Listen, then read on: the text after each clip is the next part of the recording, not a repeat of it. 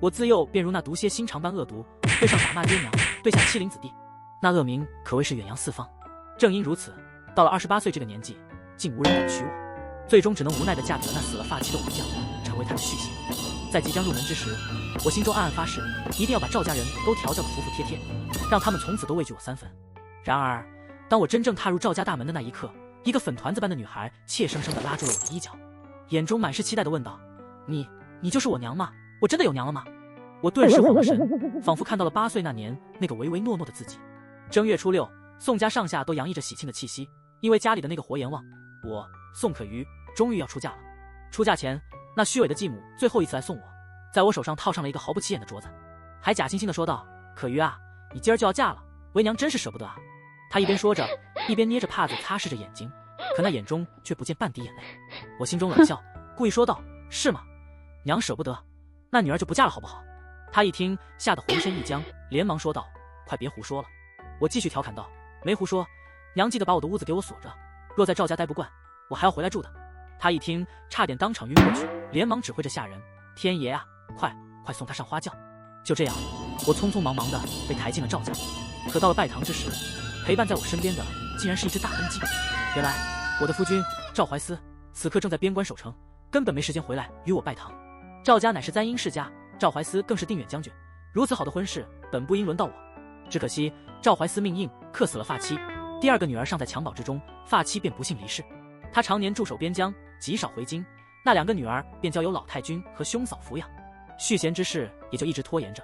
如今女儿们渐渐长大，需要母亲的教养和管束，这才匆忙找了我这个续弦。赵怀思1年才回一次家，我嫁过来简直就如同守寡一般。其他女子大多都不愿接受这样的婚姻，可我却觉得这门婚是奇好，既没有男人来烦我，又能掌控着偌大的家业，何乐而不为呢？随着几声咕咕叫的鸡啼声，拜堂仪式就算完成了。我在宾客们怜悯的目光下被送进了洞房，门外唢呐声吹吹打打，屋内喜婆正铺床念着吉祥话，好不热闹。这时2个小姑娘端着水盆走了进来，不用问，我便知道那个高一些的是长女蓉姐儿，矮一些的是次女柔姐儿。这2个丫头长得个顶个的漂亮，可不知为何，她们看起来有些畏手畏脚的，似乎对我有些害怕。我正准备叫她们过来，却突然听到一声低喝：“磨磨蹭蹭做什么？快去给夫人洗手！”原来是一个打扮得十分华丽的妇人，她见2个孩子不敢上前，竟然偷偷掐了蓉姐儿。蓉姐儿身子猛地一抖，头垂得更低了。我心中一惊，这妇人想必就是赵怀思的长嫂孙氏。出嫁前，我曾听说赵家人丁虽少，但个个都温良和气，如今看来似乎并非如此。不过我也不是什么良善之辈，既然我已经嫁了过来，这2个丫头自然就归我管，要教训他们也该由我来，轮不到别人插手。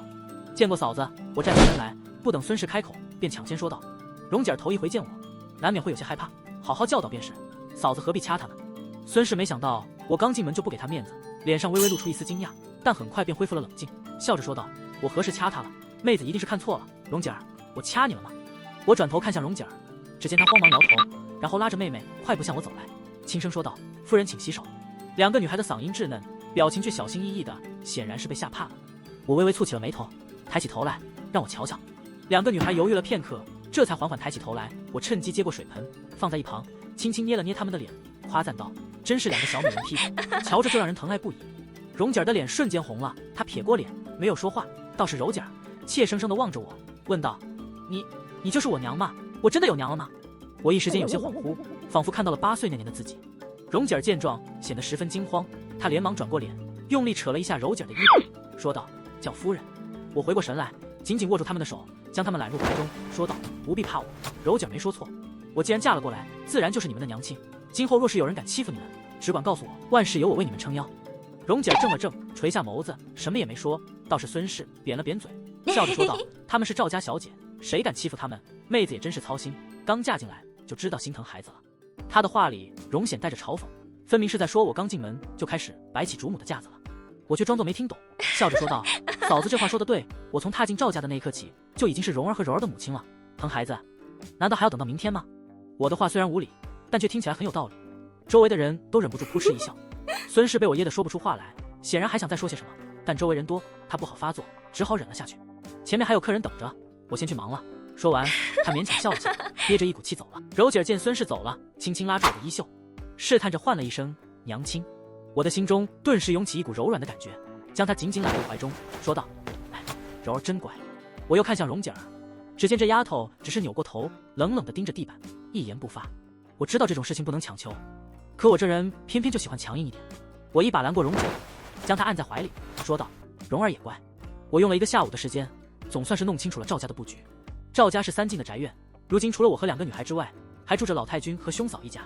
兄长名叫赵云洲，担任礼部员外郎，早上替赵怀思接亲的就是他。他和孙氏膝下还有一个9岁的儿子，名叫平根儿。赵家男丁稀少，这平根儿就成了全家的宝贝，被宠得无法无天。蓉姐儿和柔姐儿一见到他就绕着走，我估计他们没少被他欺负。晚饭后，我坐在铜镜前梳妆打扮，突然门口冒出一个小小的脑袋，偷偷地看着我。我一看，原来是柔姐儿。我朝她招了招手，她的小脑袋缩了一下，随即又高兴地跑了进来，扑进我的怀里。怎么不叫人？先前还叫我什么来着？柔姐儿的脸一下子红了，她羞怯地唤道：“娘亲。”真乖。你姐姐呢？姐姐要睡了。那你怎么跑到我这里来了？柔姐儿紧紧攥着衣角，扭捏地说道：“我想要娘亲跟我一起睡，可以吗？”她从小就没有母亲疼爱，如今有了一个娘亲，她一定非常希望这个娘亲能疼她一下。我完全理解她的心情，因为我也曾有过同样的经历。好，我站起身来，拉起她的小手，咱们去找姐姐一起睡觉。好。柔姐儿高兴极了，脸上洋溢着灿烂的笑容。那2个女孩住在左跨院的厢房之中。当我刚踏入那房间的门口时，顿时被眼前的一幕惊住了。只见蓉姐儿衣衫单薄，正光着脚站在地上，身旁一个老奴叉着腰，唾沫星子横飞的大声责骂着。我在门口停下了脚步，满脸疑惑地问道：“这是在干什么呢？”那老奴显然没料到我会突然出现，脸上露出一丝讪笑，说道：“哎呦，二夫人，蓉小姐方才踩着洗脚盆就爬上了床，还把水给打翻了。我这不正说她呢。”我顺着她的目光看去，果然在蓉姐儿脚下看到一滩水渍，她就那样站在水中，身子冻得直打哆嗦，可她连头都没抬一下，仿佛已经习惯了这种挨骂的场面，好像这已经成了家常便饭一般。我顿时气不打一处来，冷冷地盯着那老奴，说道：“你还知道她是小姐呢？谁打翻了？叫人把地打扫干净不就得了？你不担心小姐的身子，反倒在这大声训斥起来，你这是讲的什么道理？”那老奴却不服气地说道：“夫人有所不知，蓉小姐她向来就不让人省心。那又怎样？就算她犯了天大的错，也轮不到你一个奴才来训斥。”我毫不留情地打断了他的话。那老奴没想到我会如此不给面子，心中委屈不已，脸瞬间涨得通红，说道：“夫人说话也太难听了，我虽是奴才，却也是周根的乳母，我可不是那种不明不白的人。蓉小姐和柔小姐又没有母亲来教养，我们做奴才的不管，要是任由他们这样下去，养成个不成样子的人，那二爷回来不得怪罪我们。”我听他这么说，更是气不打一处来，怒喝道：“嬷嬷是疯了吗？2位小姐的母亲蓉蓉就站在这，你却说小姐没有母亲教养，你这是不把我放在眼里吗？”那老奴这才后知后觉，连忙说道：“我不是这个意思。”我可没等他把话说完，抬手就是一巴掌扇了过去，说道：“我虽是续弦，却是你家二爷3叔6里聘来的夫人，你以为我年轻不懂事就好欺负是吧？这一巴掌就当做个教训，要是再敢对小姐们不恭敬，我就让你有命来没命回去。”那老奴被我打得震惊不已，随后捂着脸哭着跑了出去。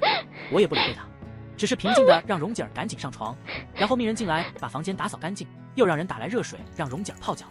没过多久，那老奴便哭哭啼啼地领着孙氏来了。那老奴一边哭喊着：“戴夫人，我真不想活了，我一辈子勤勤恳恳，从没有犯过什么错，就连老夫人都不曾说过我一句不是，可这二夫人一进门就拿我当猪狗一样收拾，我没脸活了，我不想活了。”孙氏被他强行拉来，心中对我既有不满，又有些不愿意替他出头，只是问道：“妹子，这是怎么回事啊？李嬷嬷可是家里的老人了，你怎么能这样对她呢？”我默默地擦着脚上的水，眼皮都没抬一下，说道：“你倒问问她，我来之前她是怎么对待蓉姐儿的？”孙氏一听，心中顿时有些慌乱。他当然知道这些下人从前是如何对待2个女孩的，以前的事也就算了，如今我既然已经来了，这些事就不能再这样明目张胆的发生了。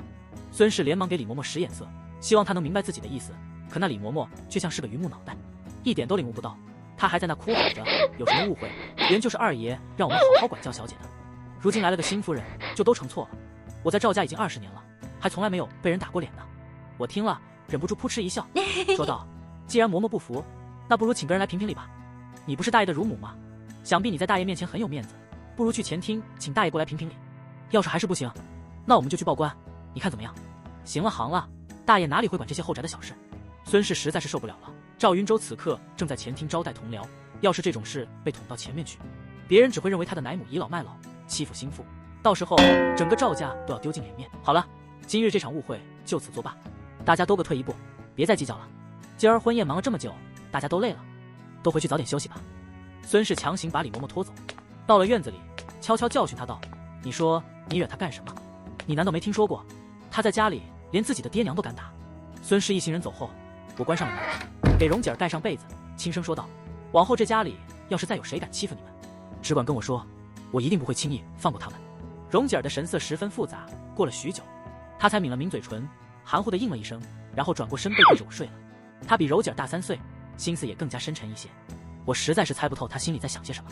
我在床边站了一会儿，柔姐儿伸手轻轻地拉了拉我，说道：“娘亲，睡觉觉。”我这才爬上床，强行挤进他们2人之间，抱着他们一起睡了。第二天早上醒来时，我发现怀里只有柔姐儿一个人。蓉姐儿不知何时已经悄悄地爬到了另一头睡下了。为了不碰到我，她整个身子都缩成了一团，只占了很小的一块地方。我无奈地叹了口气，心里明白，这孩子的心结恐怕不是那么容易解开的。大抵是这颗瓜实在太大，强行去扭也扭不下来啊。我也不知道该用什么法子才能让他改变对我的态度，只要他将来不会和我作对就好。我轻手轻脚地起床，回到自己的房间梳洗打扮，收拾妥当后便往后院的正房走去。我昨日大闹了一场，果然是积下了不少怨气。还没走进门，我就已经感觉到有人不想让我好过。我抬起头，只见赵云舟和孙氏正坐在一旁，老太君坐在主位上，脸上的表情十分不悦。老太君怒气冲冲地说道：“好厉害的心腹啊，才刚进门几天，就敢让我这个老太婆等你。”我无辜地抬起头，说道：“这才刚到卯正2刻，孙媳妇并未迟到，老太君为何要发怒呢？”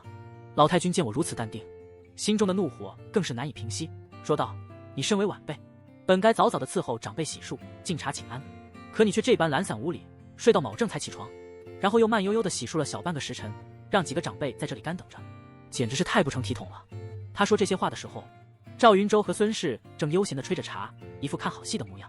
我这才明白，原来昨天孙氏处处避让我，就是早已经想好了要让旁人来替他出手整治我啊。我心中冷笑一声，然后转过脸，垂下脑袋，做出一副渲然欲泣的样子，说道：“原来府上还有这样的规矩啊！是孙媳妇不好，孙媳妇知道错了，还请老太君原谅，千万不要气坏了身子。”我认错认得太快，反而让老太君有些哽住了，不知道该说什么好。孙氏也猛地抬起头，疑惑地看着我，似乎没想到我会这样。可还有，昨儿我初来乍到，不懂规矩，冲撞了嫂嫂，我已经懊悔了一整夜，以后绝对不会再犯了，还请老太君容茶。你知道错就好。老太君无奈地说道。我这一低头，老太君就算心中有怨气，也不好再开口指责我了，不然的话就显得他们太欺负人了。他憋了好一会儿，只好命我去伺候他们用早膳。伺候，我心中冷笑，养了这一大家子仆人是做什么的？但我并没有反驳，而是听话地跟在他们后面走到了饭厅。待众人都坐好后，我连忙端着粥快步走到桌前，然后啪的一声，手一松，粥竟然倒了老太君一身。哎呀，你怎么回事？老太君惊叫道。我连忙道歉，说道：“对不起对不起，我刚才不小心踩到裙子了，所以才把粥弄洒了。”接着我又去端热汤，结果又不小心倒了孙氏和赵云舟一身，3个人顿时都炸开了锅。宋氏，你这是故意的吧？我吓得后退2步，眼中含着泪水，可怜兮兮地说道：“真的对不起，我真不是故意的，我在家里从来没有干过这些活，都是我母亲伺候我的。”啊！3个人都呆呆地看着我，仿佛被我这副模样给惊到了。如果沉默也能发出声音的话，此刻的饭厅里一定是震耳欲聋的。我最终还是被撵了出去。老太君让我回到自己的屋子好好反思，可仅仅反思怎么够呢？我必须要想办法把他们都伺候好了，让他们知道我的改变。第二天寅时出客，天还没亮，鸡都还没开始叫呢，我就早早的起了床。我先来到老太君的门前，轻轻地敲了敲，然后喊道：“孙媳妇来伺候老太君了。”接着又去敲赵云舟和孙氏的门，同样喊道：“妹妹来伺候哥哥嫂子了。”3个人被我这么一弄，迷迷糊糊的就被吵醒了。他们稀里糊涂的往饭厅一坐，这才发现还没到卯时呢，家里的婆子们也还没开始做饭呢。他们只能无奈的干坐着，等着天亮。他们心中虽然有气，但看到我那一脸殷切的表情，又不好发作，只能硬生生的把这股气忍了下来。第3天、第4天，我依旧保持这样的节奏，每天都早早的把他们叫起来，让他们睡不好觉，眼睛都熬得肿肿的，他们简直快要被逼疯了。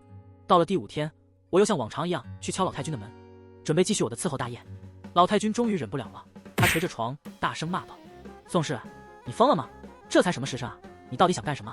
可我才不管他呢，我一脸真诚地说道：“原是老太君您说的，心腹要提早伺候长辈起床，孙媳妇这是照做呢，这有什么不对的呀？老太君快起来吧，早上的空气最新鲜了，对身子好着呢。”说完，我就胡乱地给他套上衣裳，接着又去敲赵云舟夫妇的门。刚走到门口，就听到孙氏在里面哭泣着说道：“那夜叉是不是又要来了？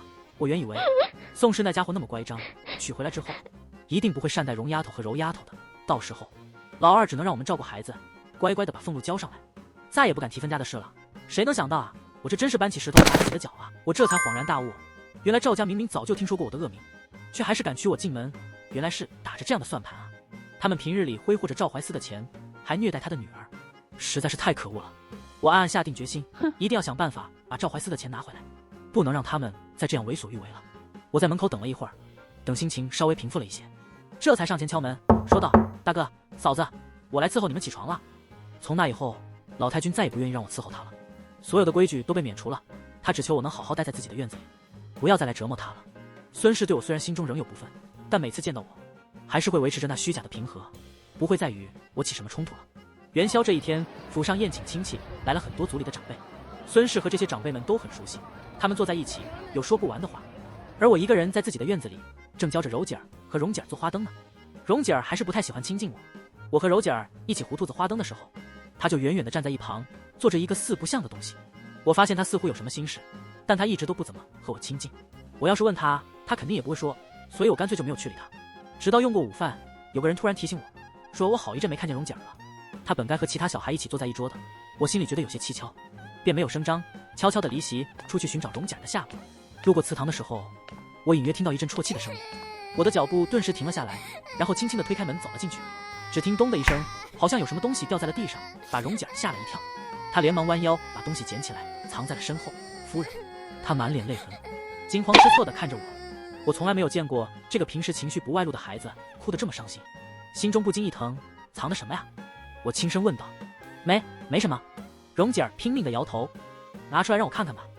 我坚持道，真的没什么。她还是不肯拿出来。我伸手用力一抢，这才发现她藏在身后的竟然是她王母的牌位。原来蓉姐儿是因为太想娘了，所以才会在这里偷偷祭奠。夫人，我再也不敢了，您别生气。蓉姐儿带着哭腔说道。我沉默了片刻，然后轻轻地抚上她的脸颊，说道：“蓉儿，你是个孝顺的好孩子，我高兴还来不及呢，怎么会生气呢？”我原以为她会像往常一样惊慌失措地跑开，或者对我发脾气，但出乎我意料的是，她只是目光一顿，眼中闪过一丝讶异。这又是什么？我捡起一旁那个破烂的花灯，仔细观察了一会儿，却怎么也看不明白这到底是什么东西。是月亮，娘说要是蓉儿想娘了，就看看月亮。蓉姐儿轻声说道。原来这个破烂的花灯是她用来祭奠王母的。我忍不住哑然失笑，说道：天底下的母亲啊，竟然都是一样的。我娘病逝的时候也是这么和我说的呢。说着，我的鼻子有些发酸，但我很快就掩饰了过去，然后晃了晃那破烂的花灯，说道：这个坏了，一会儿咱们一起做一个新的送给娘亲，好不好呀？蓉姐儿怔怔地看着我，过了好一会儿，才缓缓说道：你不生气吗？我背着你偷偷祭奠我娘，为什么要生气呢？我也曾像你一样，年少的时候就失去了母亲，过着那种仰人鼻息的日子。我要是为难你，那不就是在为难我自己吗？蓉儿啊，以后你要是想娘了，就大大方方的来祭奠，不用再遮掩了。要是缺什么东西，或者有什么不会做的，直接来找我就行，知道吗？蓉姐儿的目光变得更加复杂了，她沉默了片刻，然后垂下眸子，长久地陷入了沉默之中。就在这时，祠堂外面突然传来一阵嘈杂的声音，孙氏领着一众女眷逛到了这里。瞧瞧，我说什么来着？蓉姐儿一定在这儿。哎呀，妹子，你怎么？孙氏慌慌张张地跑进来，看到我手上的牌位，连忙着急地说道：妹子，今儿是元宵节，蓉姐儿想娘了，来祭奠一下，这也是人之常情啊，她不是故意要跟你对着干的。妹子，你就宽宏大量一些，别再责怪她了吧。我眼皮子猛地一跳，转头看向孙氏以及他背后那一群低声议论、蹙眉叹息的女眷，心中顿时明白了一切。原来这一切竟然都是孙氏设下的局，今天发生的这一切都是他精心策划的手笔，就连蓉姐儿也都是他安排好的，为的就是在众人面前揭发我的乖张恶毒的真面目，然后就有理由让赵怀思休弃我了。瞧瞧这花灯，好端端的竟被踩成这样。妹子，我说你也做得太过了，孩子想娘本是人之常情，你何必这样？孙氏拿起那破烂的花灯，把蓉姐儿搂进怀里，不停地叹息着，眼底闪过一丝得意的神色。门外的女眷们无不露出怜悯的神色，紧接着又愤怒地看向我。其实这已经不是我第一次被算计了，上一次是我的继母在族人面前污蔑我刁蛮难驯，而我当时又是怎么做的呢？对了，我当着所有人的面狠狠地打了她一顿。我爹来劝架的时候，我也打了我爹一顿。他说我刁蛮难驯，我可不能白白地担了这个恶名。我站起身来，正准备发作，就在这时，蓉姐儿却突然挣开孙氏的怀抱，站到了我的身旁。不是这样的，她大声说道。整个祠堂顿时变得寂静无声，所有人都惊讶地看着我们。蓉姐儿抿了抿嘴唇，抬头看向众人，目光平静而坚定。花灯是我自己不小心踩坏的，夫人也没有责备我，相反，夫人还说要帮我做一个新的花灯，祭奠我娘。你们不要误会夫人，她是个很好的人。孙氏此刻也愣住了，他急忙给蓉姐儿使眼色，压低声音说道：“蓉姐儿，这怎么可能呢？是不是他威胁你了？你不要怕。”蓉姐儿坚定地看着他，轻声说道：“没有，伯娘多虑了。”孙氏完全没想到蓉姐儿会突然反水，他干瞪着眼睛，一时间没了主意。屋外的长辈们发现这只是一场误会后，都纷纷松了口气，连忙过来和我道歉，然后拉着孙氏离开了祠堂。侄媳妇，你不是说最近新得了一批上好的蜀锦吗？快拿出来，让我们也开开眼。说话声逐渐远去，祠堂里又恢复了安静。我静静地看着蓉姐儿，心中有诸多疑问，想要问她为何要答应孙氏来陷害我，又为何在关键时刻反水。然而最终我还是忍住了，决定等她自己开口。蓉姐儿沉默了良久，终于缓缓抬眸看向我，眼中闪烁着复杂的光芒，问道：“他们说你心肠歹毒，乖张善妒，对自己的爹娘都很坏很坏，将来有了弟弟也会对我和妹妹很坏，你会吗？”我没有立刻辩驳，而是轻声问道：“蓉姐儿，这话是谁跟你说的？是伯娘，还有府中的那些嬷嬷们？”蓉姐儿低着头，轻声回答道：“你相信他们吗？”我继续问道。她沉默了片刻，然后说道：“爹说，耳听为虚，眼见为实。那你是相信旁人跟你说的，还是相信你自己亲眼看到的呢？”我进一步引导她。蓉姐儿抬起头，眼圈微微泛红，说道：“我相信我自己看到的。今日之事，是孙氏让他将我引到祠堂来的。他说，只要赶走我，就不会有弟弟，他和妹妹也不会再被欺负。”我轻轻拍了拍他的手，说道：“我不会欺负你，蓉姐儿。”蓉姐儿眼中闪过一丝感动，轻声说道：“我也知道。”随后，她伸出手，拉住我的手，说道：“我们去做花灯吧。”孙氏的计谋未能得逞，他也意识到蓉姐儿多半已经出卖了他，于是从那之后，他便彻底和我撕破了脸，不再伪装。元宵那晚，我和蓉姐儿一起做了月亮花灯，然后将它挂在了祠堂里。回家后，我看到柔姐儿坐在树下哭泣，手上还提着被踩扁的兔子花灯。“怎么了，柔儿？花灯怎么坏了？”我关切地问道。柔姐儿擦了擦眼泪，垂下眼眸，说道：“是我自己不小心踩坏的，对不起，娘亲。”但我一眼就看出，这绝不是她不小心踩坏的，她的神情中充满了委屈。“是不是有人欺负你？”我追问道。柔姐儿沉默不语，只是不停地流泪。我心中一紧，蹙起眉头，盯着院子里的丫鬟们，厉声问道：“到底怎么回事？”丫鬟们被我吓得浑身一抖，这才支支吾吾地说道：“是平哥儿，平哥儿非要抢花灯，柔姐儿不肯，平哥儿便踩烂了花灯，还打了柔姐儿。”我连忙拉过柔姐儿，仔细查看她的伤势，果然看到她的膝盖和手腕都磕破了，心疼不已。“他打你，你不会还手？”我怒问道。柔姐儿低着头，不敢看我，一声不吭。她的性子向来懦弱，别人欺负她，她连吭都不敢吭一声，更别说还手了。我心中一阵漠然，然后拉着柔姐儿走进屋里，从箱子里拿出戒指。“柔姐儿，过来，站好。”我严肃地说道。柔姐儿犹豫着走到我面前，攥着小手，小声啜泣着：“娘亲，对不起，我错了。”“你有什么错？”我厉声问道。柔姐儿低着头，不知道该怎么回答。“你连自己有什么错都不知道，认什么错？”我继续说道。“我叫你打，就把我当成欺负你的人，狠狠打，快点！难道你连这点骨气都没有吗？”柔姐儿被我逼得几乎崩溃，她尖叫着，最终还是举起戒尺，狠狠地抽了下来。啪的一声，戒尺落在手上，发出清脆的声响。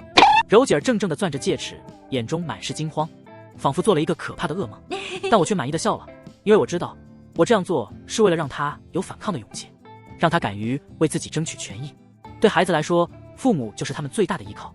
若他有勇气冲破这层依赖，将来就再也没有什么可怕的了。做得好，柔儿，将来谁欺负你，你也要像这样狠狠打回去，有娘亲给你撑腰呢，不要怕。我鼓励道。柔姐流着泪，过了半晌才松开戒尺，一下扑进了我的怀里。我原以为柔姐的性子过于自卑懦弱，要改变她不是一件容易的事，然而没想到她远比我想象的要有骨气。第二天，她就勇敢地把平哥给打了。那时我正在找孙氏和老太君要账本和库房的钥匙。自嫁过来，他们一直不肯让我查看库房，每次我问起，他们总能找到各种理由搪塞过去。我原本还想着慢慢想办法，但如今脸都已经撕破了，我也不想再跟他们客气，一定要看到那些账本和钥匙不可。可孙氏和老太君就像城墙一样厚脸皮，他们顾左右而言他，就是死活不肯给我钥匙。就在双方僵持不下的时候，下人突然来通报，说平哥和柔姐打起来了。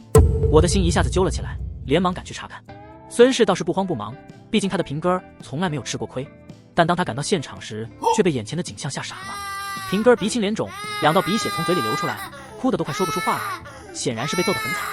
而反观柔姐儿，天爷啊，我的儿，你怎么被打成这样？孙氏冲过去抱住平根儿，指着柔姐儿破口大骂：“你这短命的，今日发癫了不成？竟这样打你哥哥！”柔姐儿和平根儿年岁相近，但女孩就是长得快些，真打起来她竟然没有吃亏。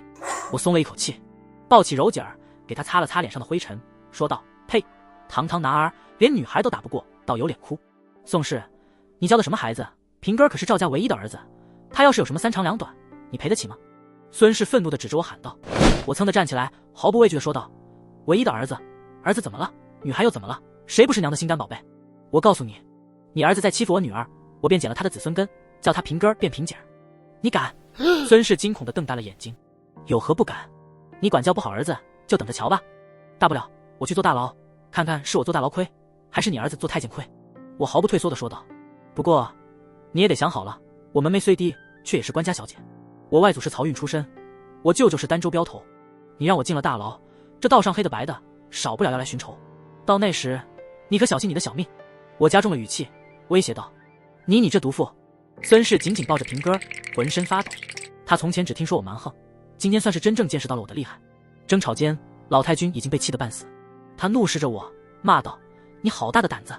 我也不管他了，一拍桌子，大声说道：“你好大的胆子，为老不尊，偏心赵云舟和孙氏趴在我夫君身上敲碎膝骨，却不能善待他的女儿。你们以为我不知道，赵府花钱如流水，就凭赵云舟一个小小的员外郎的俸禄，连零头都不够。这些年若没有我夫君，你们早没有好日子过了。在我面前装什么大公鸡？”我毫不留情地揭露着他们的真面目。宋氏，你胡说什么？二郎的财产，我们可都用在了荣姐儿和柔姐儿身上。孙氏心虚地说道。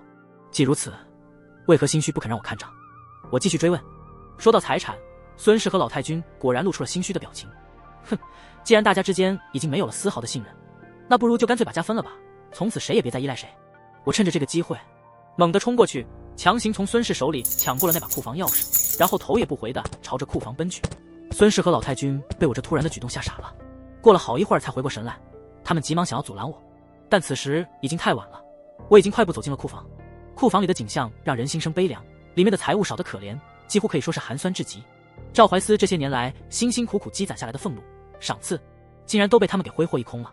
好啊好啊，你们竟然连我夫君为两个孩子存的嫁妆都给花得一干二净了，你们真是太无耻了！你们不是说都用在了荣姐儿和柔姐儿身上吗？我倒要看看你们到底有没有一句真话！我愤怒地冲过去，想要抢夺那些账本。孙氏见状，急得像疯了一样，连忙大声叫下人过来阻拦我。一时间，整个库房里乱成了一团。荣姐儿和柔姐儿被挤在角落里，吓得大哭起来，眼看库房的屋顶都快要被掀翻了。就在这时，外面忽然传来了奴才的通报声：“不好了，二爷回来了！”话音未落，通报的奴才就被人拖走了。众人都停下了手中的动作，惊讶地往门外看去。只见赵怀思一身戎装，面容冷峻，那股肃杀之气扑面而来，仿佛狼一般的眼睛，让人看了后背直发凉。我竟然一下子忘记了他是我的夫君，手中还握着那根木棍，不知道该如何是好。反倒是孙氏和老太君先反应了过来：“二郎，你总算回来了。这悍妇他要杀人啊！我们对他那么好，可他却贪得无厌，欺负我们心肠软，不仅打了平哥，还要抢家产，我们真是要被他欺负死了。”这二人一边哭一边诉说着，恶人先告状，脸不红心不跳的。赵怀思沉吟了片刻，目光缓缓落在了我的身上，脸上看不出任何情绪。“夫人，嫂嫂和祖母的话可是真的？”他问道。我心中一阵委屈，正想要辩解，却没想到柔姐先哭着说道：“他们说谎，娘亲没有欺负他们，是他们欺负娘亲。”赵怀思愣了一下，也许是没有想到柔姐竟然会唤我娘亲，眼中闪过一丝讶异。随即他又看向了荣姐：“荣儿，你来说说到底是怎么回事？”赵怀思说道。荣姐回头瞧了瞧我，抿了抿嘴唇，平静地说道：“爹，母亲从未欺负过祖母和伯娘，反倒是伯娘处处相逼。元宵那日，伯娘还叫我污蔑母亲，让我在众人面前说母亲虐待我，可我不肯，因为母亲是很好的人，我不愿害她。荣姐，你疯了，你在胡说什么？”孙氏急了：“二郎，我从未做过这样的事啊，一定是赵可瑜逼迫荣姐儿。”赵怀思打断了他的话，是非曲直，我心中已有定论。他抬眸看向我，那目光中已经带上了几分复杂。今日你闯入库房，又是为了什么？我向来都是单打独，今天却被两个孩子如此坚定地站在我这边，一下子有些不习惯，气势也弱了下去。我想看账本，他们贪没你的财产，连你给两个孩子存的嫁妆都花得干干净净的。我说道。你别胡说，二郎，你别听一个外人挑唆，你难道还信不过我们吗？孙氏连忙辩解道。嫂嫂慎言，她是我的妻，这里没有外人。赵怀思严肃地说道。他转头对随从使了个眼色，随从们立刻会意，强行闯入库房，开始清查账目。老太君见此情形，两眼一翻，假装晕倒了过去。孙氏见状大喊：“快别什么账本了，老太君倒了！”赵怀思蹲下身子观察了片刻，然后伸手掐在了老太君的人中上。原本假装晕倒的老太君猛地睁开了眼睛。别掐了，别掐了！对账的过程持续了半日之久，孙氏和老太君终于彻底蔫了下来。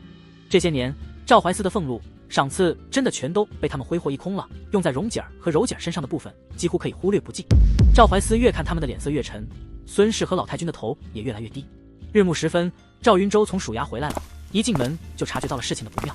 他连忙指着孙氏骂道：“二郎，都是这妇人的错，我回头一定狠狠教训她，你可别迁怒，坏了咱们的兄弟感情啊！大哥也别忘了，咱们是兄弟。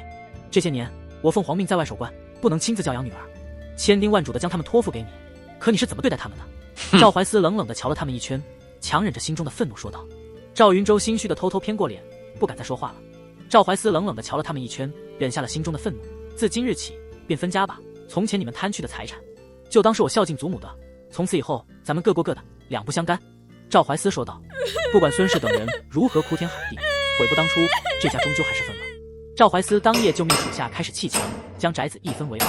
那些人砌墙的时候，我和赵怀思就在一间屋子里相对而坐，尴尬的不知道该说些什么。虽是夫妻，但彼此之间却显得如此生疏和怪异。蓉姐儿和柔姐儿洗完了澡，一块儿跑进屋里来玩耍。他们拿出自己绣的小香囊给赵怀思看，做得真好，比前年回来时长进多了。赵怀思夸赞道：“是娘亲教的，娘亲还教我们写字呢。”柔姐儿开心地说道，然后又跑去拿字帖给赵怀思看。屋里一下子热闹了起来，两个孩子在屋里嬉笑玩耍了许久，直到他们都困了，才被丫鬟背走了。赵怀思捏着那只小香囊，回头看着我：“多谢你，你把两个孩子教得很好。”他说道：“不必谢，这不都在你的意料之中吗？”我拿起针线盒里未绣完的帕子，漫不经心地翻看了一下，说道：“一开始我一直以为你娶我只是别无选择，后来才听见孙氏说是你一定要娶我，这可就怪了。我声名狼藉，旁人躲都来不及，你为什么就一定要娶我呢？除非你早就见过我，对我很了解，知道我眼睛里容不下沙子，并且一定会善待你的女儿。”空气安静了几秒钟，赵怀思笑了笑，果然瞒不过夫人。他轻轻叹了口气，说道：“我的确早就见过你，那是好几年前了。我回京述职，遇见你与继母柳氏厮打，你打赢了，高高兴兴的去路边吃了碗面。那时旁人都说你野蛮乖戾，我却看到你一边吃一边擦泪，回家时还将自己的外衣脱给了冻坏的小叫花子，我便知道你一定不像他们说的那样。